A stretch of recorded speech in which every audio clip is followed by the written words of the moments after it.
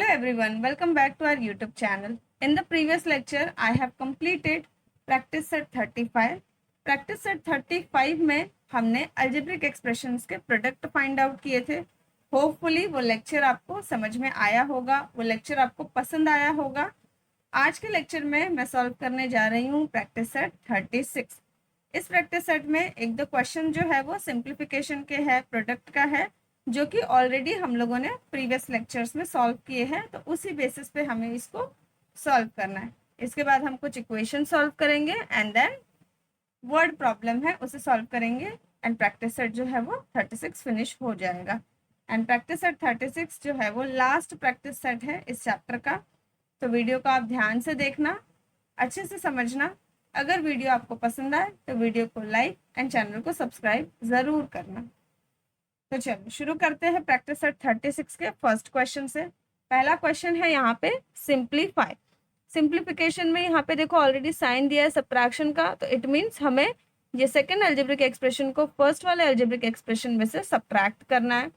तो सबसे पहले हम लोग लिखेंगे पहला algebraic expression 3x minus 11y, minus का साइन लगाएंगे 17x प्लस 13y.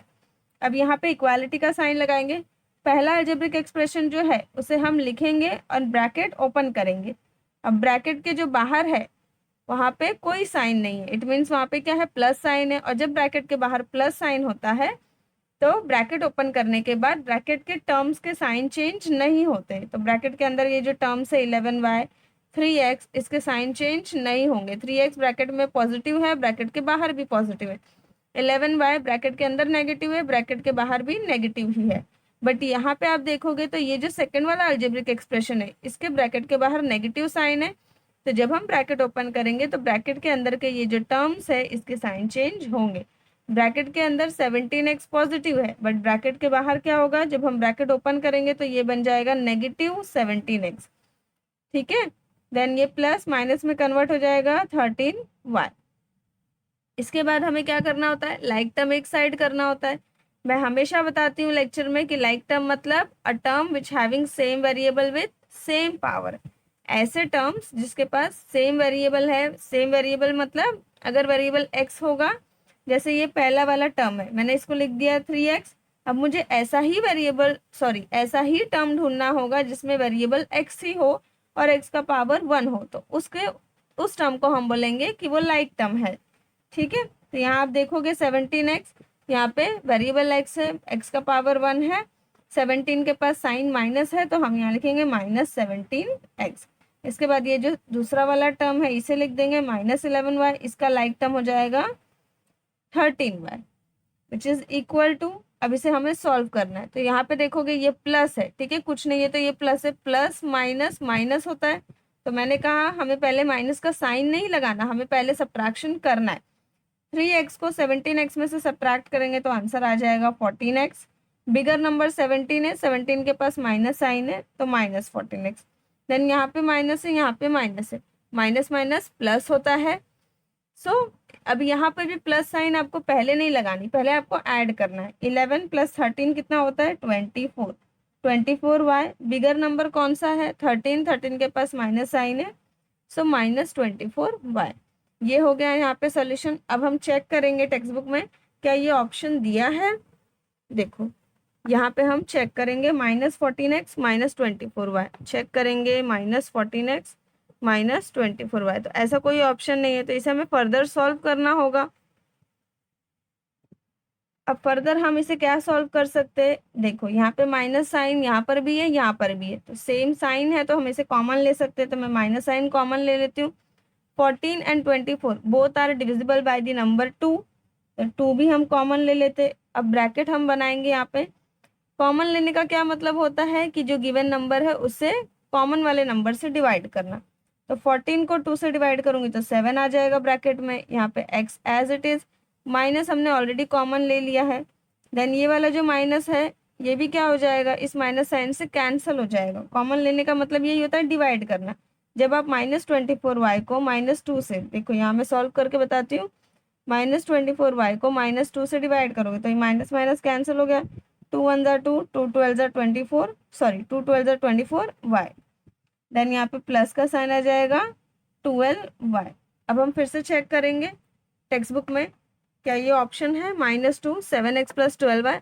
देखो यहाँ पे है, तो फोर्थ वाला जो ऑप्शन होगा वो होगा करेक्ट आंसर। तो ये हो जाएगा ऑप्शन नंबर 4। अब इसके बाद सेकंड क्वेश्चन।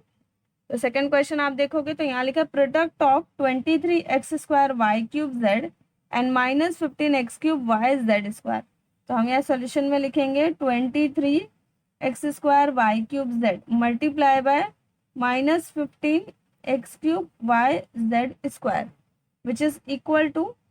अब मैंने कहा था हम सबसे पहले कोएफिशिएंट मल्टीप्लाई करते, तो 23 को हम मल्टीप्लाई करेंगे -15 से, मल्टीप्लाई बाय यहाँ पे है x²। तो आप इसको स्प्लिट करके, ठीक है, एक्सपांड करके भी लिख सकते हो।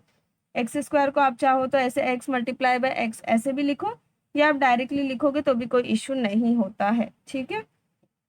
x² y³ into z multiply bye यहाँ के जितने भी वेरिएबल्स है x³ multiply by y multiply by z²।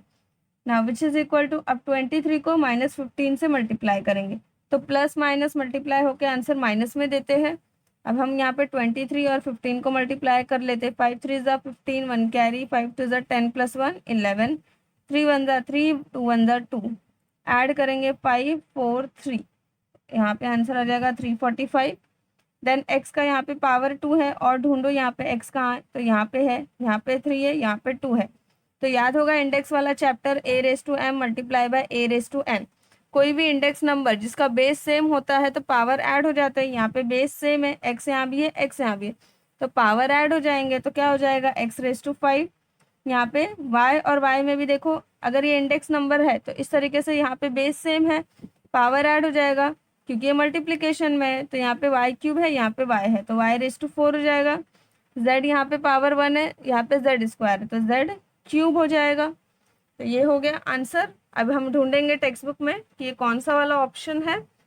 तो आप देखोगे, देखो -345 x⁵5 है, तो x⁵5 कहाँ पर है, यहाँ पे y⁻4 एंड z³। तो ऑप्शन नंबर 1 जो है वो इसका आंसर हो जाएगा, यानी ये फर्स्ट वाला ऑप्शन है। थर्ड क्वेश्चन सॉल्व करते हैं। Solve the following equations. पहला क्वेश्चन है 4x + ½ is equal to 9/2। Equation का मतलब क्या होता है? इक्वेशन मतलब होता है कि जब कोई भी दो अलजेब्रिक एक्सप्रेशन इक्वालिटी शो करते हैं तो हम उसे बोलते हैं इक्वेशन। जब किसी अलजेब्रिक एक्सप्रेशन में इक्वालिटी का साइन लगा होता है तो वो अलजेब्रिक एक्सप्रेशन इक्वेशन में कन्वर्ट हो जाता है। जैसे कि आप देखोगे तो इस इक्वालिटी के लेफ्ट हैंड साइड में जो भी लिखा है वो है एक अलजेब्रिक एक्सप्रेशन, इक्वालिटी के राइट हैंड साइड में जो लिखा है वो भी है एक अलजेब्रिक एक्सप्रेशन। जब दो अलजेब्रिक एक्सप्रेशन इक्वालिटी शो करते, इक्वालिटी शो करने का क्या मतलब है कि ये जो पूरा अलजेब्रिक एक्सप्रेशन है और ये दोनों एक दूसरे के इक्वल है, ठीक है। तो जब दो अलजेब्रिक एक्सप्रेशन इक्वालिटी शो करते हैं तो उसे हम बोलते हैं इक्वेशन। अब ये दो अलजेब्रिक एक्सप्रेशन इक्वल कैसे हो सकते हैं? अब आप सोचोगे ना कि ये तो 9/2 है और यहाँ पे एक वेरिएबल x है, तो इस x के लिए एक हमें ऐसा वैल्यू फाइंड आउट करना पड़ेगा जो क्या करे, इस लेफ्ट हैंड साइड का पूरा सॉल्यूशन, मतलब जब हम इसे सॉल्व करेंगे तो उसका आंसर 9/2 ही दे, तभी तो हम बोल सकते हैं कि left hand side and right hand side equal हो रहे हैं। तो x के हमें एक ऐसा वैल्यू फाइंड आउट करना पड़ेगा, ठीक है। x के लिए हम एक ऐसा आंसर फाइंड आउट करेंगे कि जो इक्वेशन को सेटिस्फाई करेगा, यानी कि left hand side and right hand side को इक्वल बनाएगा। तो उसी को हम बोलते हैं इक्वेशन को सॉल्व करना। इक्वेशन को सॉल्व करने का यही मतलब होता है कि इक्वेशन में यूज हुए वेरिएबल के लिए एक वैल्यू फाइंड आउट करना। एंड वैल्यू का मतलब क्या हुआ कि एक ऐसा नंबर जो इक्वेशन को सेटिस्फाई करे। सेटिस्फाई करने का मतलब हुआ कि left hand side and right hand side को इक्वल बनाए। तो चलो शुरू करते हैं इसका सोल्यूशन। अब सबसे पहले इक्वेशन सॉल्व करने के लिए हमें क्या करना होता है, लाइक टर्म को एक तरफ करना होता है, ठीक है, और कांस्टेंट टर्म को एक तरफ करना होता है। कांस्टेंट टर्म क्या होता है? कांस्टेंट टर्म का मतलब होता है ऐसे टर्म जिसमें वेरिएबल यूज नहीं हुए। देखो यहाँ पे कोई वेरिएबल नहीं है, यहाँ पे कोई वेरिएबल नहीं है, तो इसे हम एक साइड करेंगे क्योंकि कांस्टेंट टर्म है। यहाँ पे वेरिएबल है तो इसे हम एक साइड कर देंगे। अब आप क्या कर सकते हो, यहाँ पे इस इक्वेशन में डिनोमिनेटर में देखो यहाँ पे 2 दिया हुआ है। कांस्टेंट टर्म का जो डिनोमिनेटर है उसमें 2 है, यहाँ पर भी 2 है, तो ये 2 को रिमूव करने के लिए हम क्या करेंगे, पूरे इक्वेशन में 2 से मल्टीप्लाई कर देंगे। इस तरीके से हम लिखेंगे multiplying both sides by 2 we gate.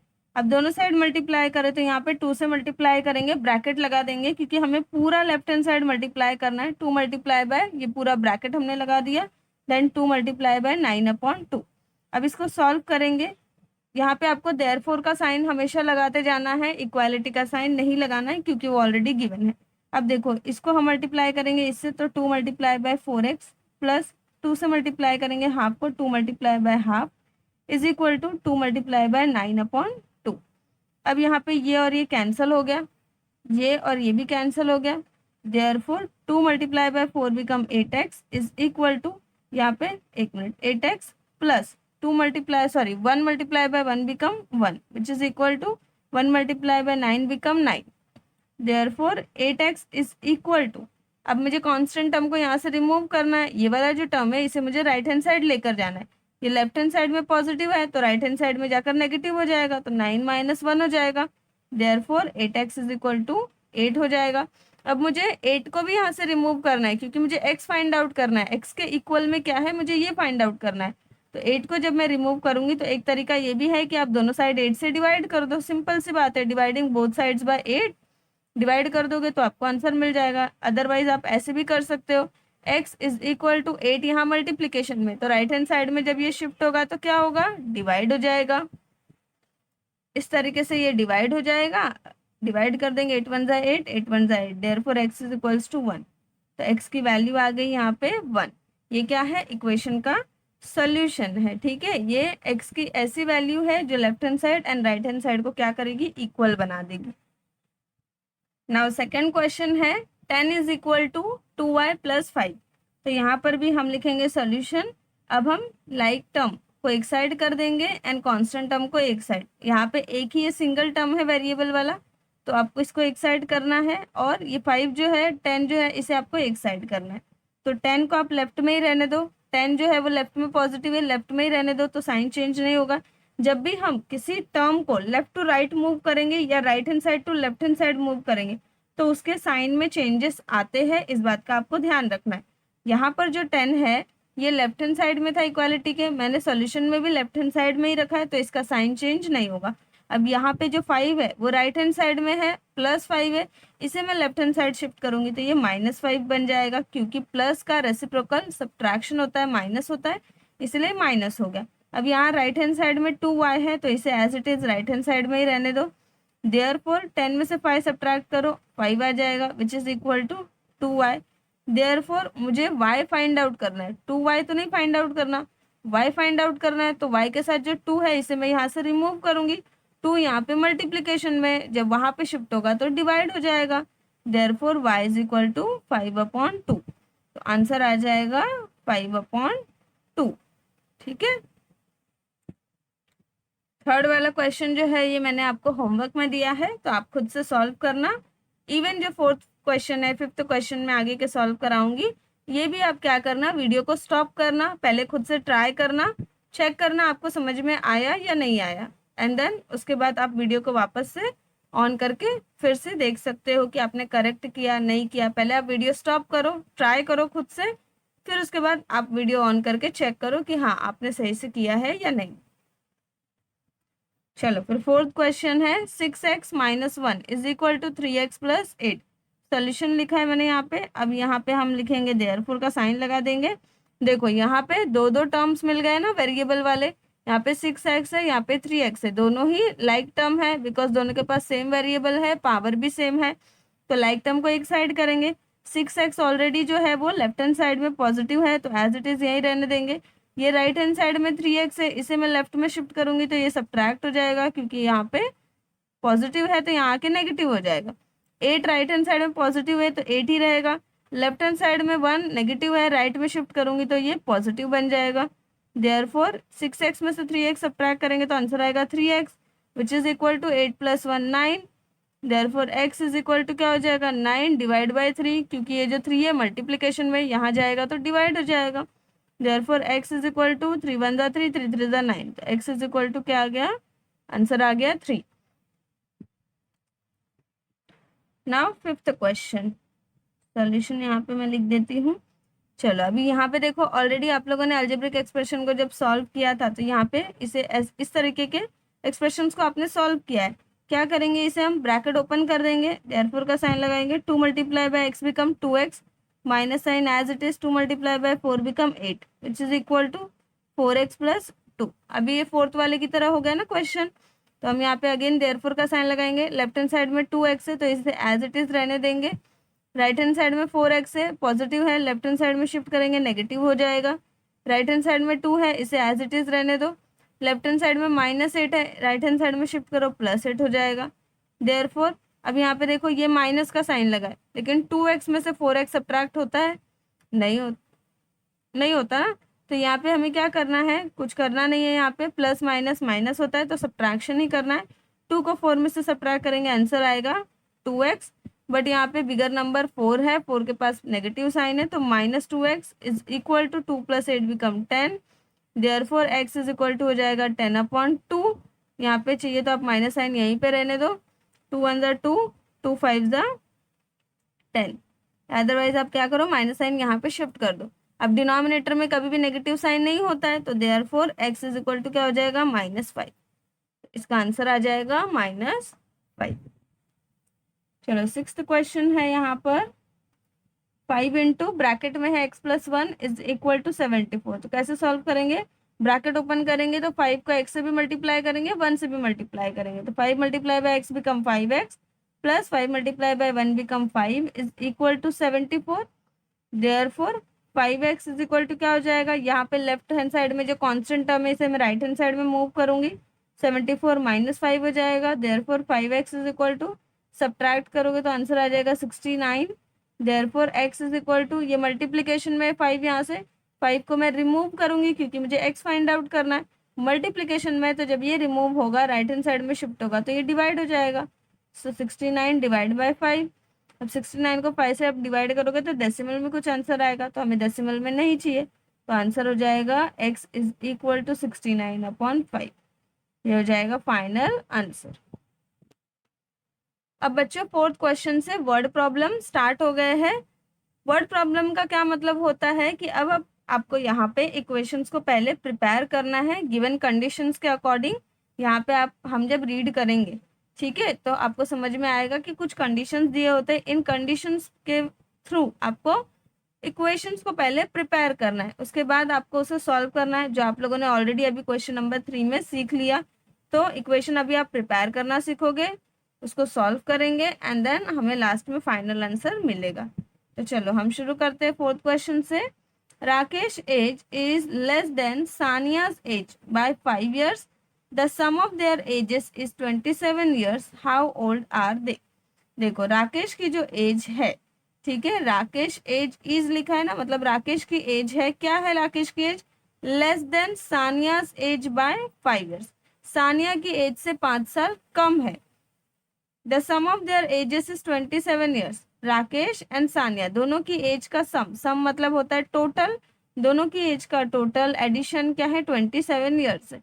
How old are they, हमें बताना है कि राकेश कितने ईयर्स ओल्ड है एंड सानिया की भी एज क्या है, यह हमें बताना है।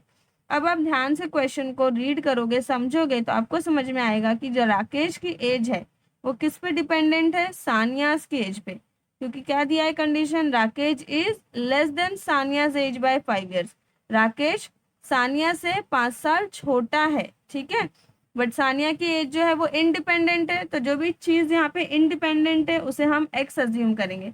हम यहाँ लिखेंगे suppose Saniya's age be x years, देखो मैं लिखती हूँ, सपोज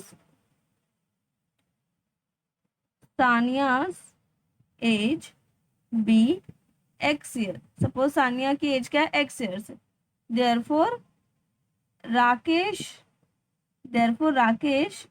एज इज क्या हो जाएगा, 5 years छोटा है राकेश, तो x - 5 years हम लिखेंगे यहाँ पे अकॉर्डिंग टू गिवन कंडीशन। देखो कंडीशन क्या दी हुई है, हम लिखेंगे यहाँ पे according to given conditions, condition है यहाँ पे sum of their ages is 27 years, sum मतलब एडिशन, तो सानिया की एज है x, देयरफॉर ऐड किया हमने, सम का साइन लगा दिया, एंड राकेश की एज है x-5 which is equal to 27 है दोनों की एज का सम। अब इसके बाद हम इसे फर्दर सॉल्व करेंगे। Therefore x plus, bracket open करूंगी, ब्रैकेट के बाहर प्लस साइन है तो टर्म्स के साइन चेंज नहीं होंगे, is equal to 27। Therefore x plus x become 2x minus 5 is equal to 27। Therefore 2x, अब ये जो कॉन्स्टेंट टर्म है इसे राइट हैंड साइड में शिफ्ट करूंगी, ये नेगेटिव है ना लेफ्ट हैंड साइड में, तो राइट हैंड साइड में पॉजिटिव हो जाएगा। Therefore 2x is equal to 27 plus 5, 7 plus 5 become 12, 1 carry, 2 plus 1 3, 32। Therefore x is equal to हो जाएगा, ये 2 यहाँ पे मल्टीप्लीकेशन में, यहाँ पे शिफ्ट होगा तो डिवाइड हो जाएगा। Therefore x is equal to 60, x की वैल्यू आ गई 16। देयरफॉर x माइनस 5 क्या हो जाएगा, x minus 5 is equal to 16 minus 5 which is equal to 11 years. It means Sania की एज है 16 ईयर्स, क्योंकि सानिया की एज को ही हमने देखो x अज्यूम किया था, सानिया की एज को हमने x अज्यूम किया था, तो सानिया की एज आ गई 16 ईयर्स एंड राकेश की एज आ गई 11 ईयर्स। देखो आप फाइनल आंसर यहाँ पे लिखोगे, hence Saniya's age is 16 years and Rakesh age is 11 years.